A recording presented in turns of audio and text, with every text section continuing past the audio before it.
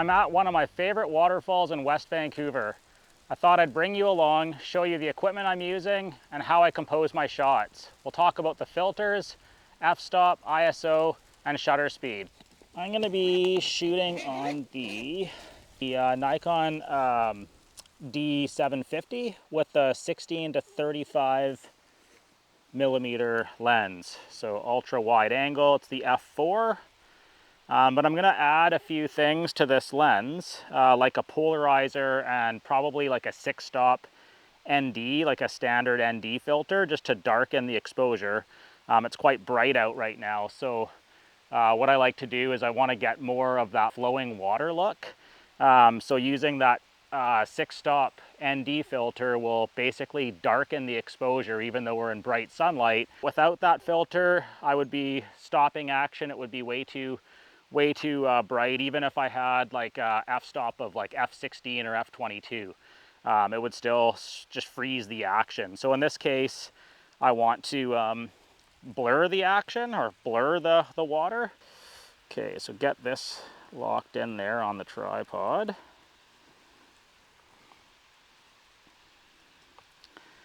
Yeah, make sure it's locked. I always use like a little safety. I don't know. I'm sure it's fine. I probably don't need it.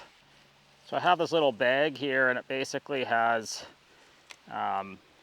ND filters, polarizing filters. This has got a polarizing filter on it, 77 millimeter one.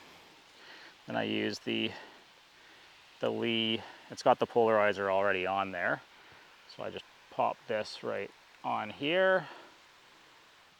So that's got the polarizer. That'll help to like eliminate some of the glare. So it'll basically also saturate some color, which is really nice. And then in this case, I'm gonna use a 6-stop ND filter. So solid one. Give it a good clean. And then we slide that right in here, right behind the polarizing filter. Just like that. So it really darkens the exposure. So I'm standing in front of this beautiful waterfall hoping to get a dramatic shot. I'm going to use a polarizing filter as well as an ND 6-stop filter to help with that. The polarizing filter naturally saturates color and cuts glare, and the ND filter darkens the exposure. I'm using an ND 6-stop, which means 6 stops darker. 6 stops darker means it's allowing a lot more time for light to enter the lens and slowing the shutter speed down. Basically what I want is a slow shutter speed. In bright light, I need a filter to help that.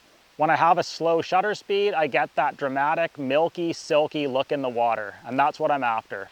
So when it comes to composition is always more like it's more to do with what the person that's shooting the photo likes. But I've shot this location lots of times, and I do find that having the waterfall right in the center, it's actually really a beautiful composition. So if you look at, you can look where my finger is. So there's the waterfall right in the center. You have these trees right on your right-hand side and all this foliage on the left-hand side. And I really love how the canyon basically just goes all the way down into the canyon there. It's beautiful. So that's the shot that I typically get. I like this shot a lot. And so what I do is I use a polarizing filter. So you might see, you can probably see this darkening. So that's the darkening of the polarizing filter. And it also, what that does is it saturates the color more. So you can see how the color is quite saturated. And if I take the polarizing filter off, there you go. You can't, all the glare comes back. I really love the polarizing filter. It looks really good. So I use a polarizing filter as well as a Lee 6-stop ND. You'll notice as I bring this ND filter down in front of the lens, it is so dark.